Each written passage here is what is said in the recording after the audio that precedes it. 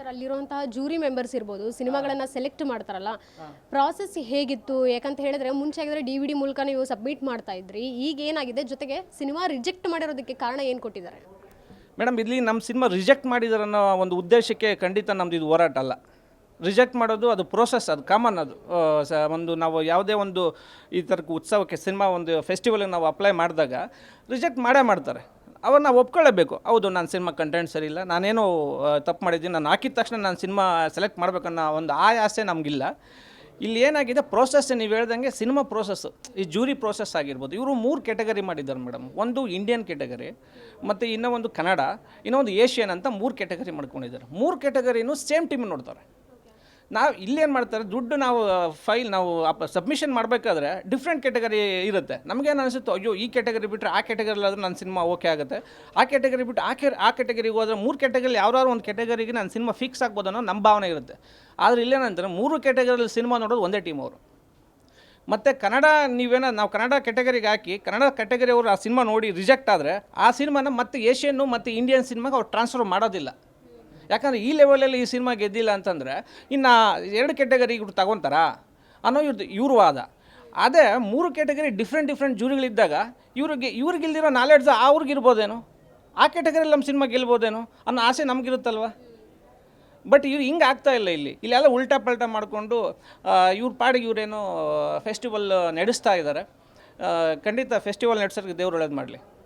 Academy ಅಧ್ಯಕ್ಷರಾಗಿರುವಂತಹ ಸಾಧು ಕೋಕಿಲ್ ಅವರ ಗಮನಕ್ಕೆ ಇದೆಲ್ಲ ಬರದೇ ಇರುತ್ತಾ ಅನ್ನೋ ಪ್ರಶ್ನೆ ಸಹ ಈಗ ಇರುವಂಥದ್ದು. ಯಾಕಂದರೆ ಏನೇನಾಗ್ತಿದೆ, ರಿಜಿಸ್ಟರ್ ಏನೇನು ಮಾಡ್ಕೊಂಡಿದ್ದಾರೆ, ಯಾವ್ಯಾವ ಸಿನಿಮಾಗಳು ಸೆಲೆಕ್ಟ್ ಆಗಿವೆ ಅನ್ನೋವಂಥದ್ದು ಅವ್ರಿಗೂ ಸಹ ಗೊತ್ತಿರುತ್ತೆ. ಈಗ ಸಾಧು ಕೋಕಿಲ್ ಸರ್ ಬಗ್ಗೆ ಎಲ್ರಿಗೂ ಗೌರವ ಇದೆ, ನಮಗೂ ಗೌರವ ಇದೆ. ತುಂಬ ಒಳ್ಳೆಯ ಮನುಷ್ಯರು, ತುಂಬ ಅಂದರೆ ಅಚ್ಚುಕಟ್ಟಾಗಿ ಮಾತಾಡ್ತಾರೆ, ತುಂಬ ಚೆನ್ನಾಗಿ ವ್ಯವಸ್ಥೆನ ಚೆನ್ನಾಗಿ ನೋಡ್ಕೊತಾರೆ ಅನ್ನೋ ನಂಬಿಕೆ ನಮಗಿತ್ತು. ಯಾಕಂದರೆ ಅವ್ರು ಸಿನಿಮಾದವರಾಗಿ ನೀವೆಲ್ಲ ನೋಡಿರ್ತೀರ, ನಾವೆಲ್ಲ ನೋಡಿರ್ತೀರ, ಒಂದು ಅಚ್ಚುಕಟ್ಟಾಗಿ ಎಲ್ಲನೂ ವ್ಯವಸ್ಥೆ ಮಾಡಿರ್ತಾರೆ ಅಂತ ನಂಬಿಕೆ ನಮಗಿತ್ತು. ನಾವು ಪ್ರಾರಂಭದಲ್ಲಿ ಸಿನಿಮಾ ಸಬ್ಮಿಟ್ ಮಾಡಾದ್ಮೇಲೆ ತುಂಬ ನಾವು ಅಲ್ದುಬಿಟ್ವಿ ಅಕಾಡೆಮಿಗೆ. ನೋಡಿ ಈ ಥರ ಆಗಿದೆ, ಏನಾಗಿದೆ ಅಂತಂದರೆ ವಿಮಿಯಾ ಅಂತ ಇವಾಗ ನೀವು ಆಗಲೇ ಹೇಳಿದ್ರಿ ಪ್ರೋಸೆಸ್ ಹೆಂಗೆ ನಡೆಯುತ್ತೆ ಅಂತ. ಮುಂಚೆ ನಾವೆಲ್ಲ DVD ಕೊಡ್ತಾಯಿದ್ವಿ, ಈಗ DVD ಆಫ್ಲೈನ್ ಮತ್ತು ಆನ್ಲೈನ್ ಅಂತ ಮಾಡಿದ್ದಾರೆ. ಒಂದು DVD ಆದರೂ ಕೊಡಿ ನೀವು, ಇಲ್ಲ ಆನ್ಲೈನ್ ಲಿಂಕ್ ಆದರೂ ಕಳಿಸಿ ಅಂತ. ಇಲ್ಲಿ ಆನ್ಲೈನ್ 80% ಆನ್ಲೈನ್ ಲಿಂಕೇ ಕಳಿಸಿರೋದು. ಈಗ 80% ನೋಡಿ ಇಲ್ಲಿ ಡಾಕ್ಯುಮೆಂಟು ಇಲ್ಲೇನಾಗಿದೆ ಅಂತಂದರೆ ರವೀಂದ್ರ ವಂಶಿ ಅಂತ ನಂದೊಂದ್ರ ಬಗ್ಗೆ ನಾನು ಮಾತಾಡ್ತಿಲ್ಲ, ಓವರಾಲ್ ಇಂಡಸ್ಟ್ರಿಯಲ್ಲಿ ಏನಾಗಿದೆ, ಏನು ಅನ್ಯಾಯ ಆಗಿದೆ ಅದ್ರ ಬಗ್ಗೆ ಮಾತಾಡ್ತಿರೋದು. ರವೀಂದ್ರ ವಂಶಿ ಅವ್ರದ್ದು ಸಿನಿಮಾ ಇದು. ವ್ಯೂಸ್ ನೋಡಿ ನಿಮಗೆ, ಇವಾಗ ಏನಾದರೂ ಒಂದು ಯೂಟ್ಯೂಬ್ ಲಿಂಕ್ ಕ್ಲಿಕ್ ಮಾಡಿದ್ರೆ ಒಂದು ವ್ಯೂಸ್ ಗೊತ್ತಾಗುತ್ತೆ. ಅಂಥದ್ದು ವಿಮೆ ಲಿಂಕಲ್ಲಿ ಸಿನಿಮಾ ಅಪ್ಲೋಡ್ ಮಾಡಿದರೆ ಇವ್ರು ಓಪನ್ನೇ ಮಾಡಿಲ್ಲ, ಆ ಥರ ನಮ್ಗೆ ರಿಫ್ಲೆಕ್ಟ್ ಆಗ್ತಾ ಇರೋದು. ಸಿನಿಮಾನೇ ನೋಡಿಲ್ಲ ಅನ್ನೋದೇ ಎಲ್ಲರದು ನೋವಿರೋದು. ಅಟ್ಲೀಸ್ಟ್ 127 ಸಿನಿಮಾನ ಇವ್ರು ನೋಡಿದ್ದಾರೆ ಅನ್ನೋದು ನಮಗೆ ಉತ್ತರ ಬೇಕು ನಮಗೆ. ಇಲ್ಲ ಮೇಡಮ್, ನಾನು ಸಿನಿಮಾ ಫೆಸ್ಟಿವಲ್ಗೆ ಇಲ್ಲಿವರೆಗೆ ಹೆಜ್ಜೆನೂ ಇಟ್ಟಿಲ್ಲ. ಇದು ಫಸ್ಟ್ ಟೈಮ್ ನಾನು ಮಾಡಿರೋದು. ಅದು ನಾನು ಏನಂತಂದರೆ ಒಂದು ಪೌರ ಕಾರ್ಮಿಕರ ಬಗ್ಗೆ ಇರೋದ್ರಿಂದ ಜನಕ್ಕೆ ಸ್ವಲ್ಪ ರೀಚ್ ಆಗಲಿ ಕಂಟೆಂಟು. ನಂದು ನೋಡಿ ಮೇಡಮ್, ನಂದು ರಾಮೋಹನ್ ರಾಮು ಅಂತ ನೋಡಿ, ಈ ರಾಮೋಹನ್ ರಾಮು ನೋಡಿ, ಇದು ಸಿನಿಮಾ ನಾನು ಸಿನಿಮಾ ಮಾಡಿರ್ತಕ್ಕಂಥದ್ದು. ಇದು ರಾಮೋಹನ್ ರಾಮ್ ಅಂತ, ಮೂಗೂರು ಸುರೇಶ್ ಸರ್ ಇದ್ದಾರೆ ಅದರಲ್ಲಿ, ಮತ್ತು ಇವರು ನಾಗೇಂದ್ರ ಅರಸ್ ಅವರು ಇದ್ದಾರೆ.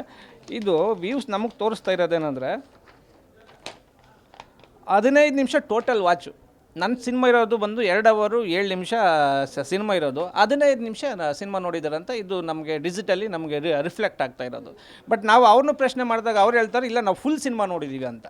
ಸೊ ನಮಗೆ ಈ ಸಿನಿಮಾ ಒಂದೇ ಅಲ್ಲ, ರಾಮೋಹನ್ ರಾಮ್ ಒಂದು ಸಿನಿಮಾ ಅಲ್ಲ, 127 ಸಿನಿಮಾ ಇವ್ರು ನೋಡಿದ್ದಾರೆ.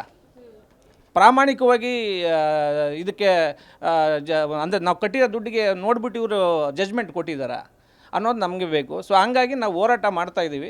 ಸೊ ಇದಕ್ಕೆ ಈ ಹೋರಾಟಕ್ಕೆ ಖಂಡಿತ ನಮಗೆ ಈ ಮಾಧ್ಯಮ ಸಪೋರ್ಟ್ ಆಗಿರ್ಬೋದು, ಎಲ್ಲರೂ ಸಪೋರ್ಟ್ ಬೇಕು. ಇದು ಯಾರು ವ್ಯಕ್ತಿಗತ ಹೋರಾಟ ಅಲ್ಲ ಮೇಡಮ್, ನಮಗೆ ನ್ಯಾಯನ ಪಡ್ಕೊಳ್ಳೋಂಥ ಹೋರಾಟ ಅಷ್ಟೇ. ನಮ್ಗೆ ಯಾರ ಮೇಲೂ ಕೋಪನೂ ಇಲ್ಲ. ಫೆಸ್ಟಿವಲ್ ಕರೆದ್ರೆ ಖಂಡಿತ ನಾವು ಫೆಸ್ಟಿವಲ್ಗೆ ಹೋಗ್ತೀವಿ, ಅದರಲ್ಲೇ ನಮಗೆ 2 ಮಾತಿಲ್ಲ. ಇನ್ನು ಚಿತ್ರರಂಗದಲ್ಲಿ ಸಬ್ಸಿಡಿ ವಿಚಾರವಾಗಿ ಏನಾದರೂ ಬಂತಾ ಈ ಬಾರಿ? ನೋಡಿ, ಇದೊಂದು ಘನಘೋರ. ಇದು ನಮ್ಮ ಚೇಂಬರ್ಗಳು ಚೇಂಬರ್ಗಳು ಯಾವ ಚೇಂಬರ್ ಅಂತ ಹೋಗ್ಬೇಕು ಹೇಳಿ. ನಮಗೆ ಚೇಂಬರ್ಗಳು ಹೆಂಗಾಗ್ಬಿಟ್ಟಿದೆ ಅಂದರೆ ಎಲ್ಲ ಕಡೆ ಒಂದೊಂದು ಚೇಂಬರ್ ಆಗಿಬಿಟ್ಟಿದೆ. ಈಗ ನಮ್ಮ ಚೇಂಬರೇ ಡಿಫ್ರೆಂಟು, ಇನ್ನೊಬ್ಬರು ಚೇಂಬರೇ ಡಿಫ್ರೆಂಟು, ಬಟ್ ಟೆಕ್ನಿಷಿಯನ್ ಎಲ್ಲ ಒಂದೇ, ಸಿನಿಮಾ ಮಾಡೋರೆಲ್ಲ ಒಂದೇ. ಸೊ ಇಲ್ಲಿ ಏನಾಗಿದೆ, ಚೇಂಬರಲ್ಲೂ ನಮ್ಗೆ ಕನ್ಫ್ಯೂಷನ್. ಯಾವ ಚೇಂಬರ್ನ ಕರ್ಕೊಂಡೋಗಿ ನಾವು ನ್ಯಾಯ ಕೇಳಬೇಕು, ಯಾವ ಚೇಂಬರ್ನ ಕರ್ಕೊಂಡೋಗ್ಬಿಟ್ಟು ನಾವು ನಮಗೆ ನ್ಯಾಯ ಪಡ್ಕೋಬೇಕು ಅನ್ನೋದೇ ನಮ್ಮ ಕನ್ಫ್ಯೂಷನ್ನು. ಸಬ್ಸಿಡಿ 2014ರಿಂದ ಇವಾಗ 2019 ಇವಾಗ ಕ್ಲಿಯರ್ ಮಾಡಿದ್ದಾರೆ. ಮತ್ತು ಇವಾಗ 2020, 21, 22, 23, 24, 25 ಇಷ್ಟು ವರ್ಷದ ಕನಿಷ್ಠ 4ರಿಂದ 5 ವರ್ಷ ಸಬ್ಸಿಡಿ ಕ್ಲಿಯರ್ ಆಗಬೇಕು. ಸೊ ಅದು ಯಾವಾಗ ಕ್ಲಿಯರ್ ಮಾಡ್ತಾರೆ ಅನ್ನೋದು ಗೊತ್ತಿಲ್ಲ. ಈಗೇನು 21 ನೋಡಿದ್ದಾರೆ ಅಂತ ಇನ್ಫಾರ್ಮೇಷನ್ ಕೊಟ್ಟಿದ್ದಾರೆ. ಸೊ ಇಷ್ಟು ಸಬ್ಸಿಡಿ ಗೊಂದಲ. ನೀವು ನೋಡಿ, ಕೊರೋನಾ ಎಲ್ಲರಿಗೂ ಬಂತು, ಇಡೀ ಇಂಡಿಯಾದಲ್ಲಿ ನಿಮ್ಗೆ ಗೊತ್ತು. ಕೊರೋನಾ ಇವಾಗ ಯಾರು ಹೇಳಿದ್ರು ಕೊರೋನಾ ಬಂದಿತ್ತು, ಹಂಗಾಗಿ ಡಿಲೇ ಆಯ್ತು ಅಂತ. ಅದೇ ಮಹಾರಾಷ್ಟ್ರ ತಗೊಳ್ಳಿ, ಬೇರೆ ಸ್ಟೇಟ್ಗಳಲ್ಲಿ ತಗೊಳ್ಳಿ, ಎಲ್ಲನೂ ಸಬ್ಸಿಡಿ ಕ್ಲಿಯರ್ ಆಗಿದೆ. ಇಲ್ಲಿ ನಮ್ಗೆ ಸಬ್ಸಿಡಿನೂ ಪ್ರಾಬ್ಲಮ್. ನಂದು 2022 U-turn 2 ಸಬ್ಸಿಡಿ ಬರಬೇಕು. ಸೊ ಸಬ್ಸಿಡಿದು ಪ್ರಾಬ್ಲಮ್. ಈ ಕಡೆ ಥಿಯೇಟ್ರ್ ನೋಡಿ, OTTದು ಪ್ರಾಬ್ಲಮ್ಮು, ಥಿಯೇಟ್ರು ಪ್ರಾಬ್ಲಮ್ಮು.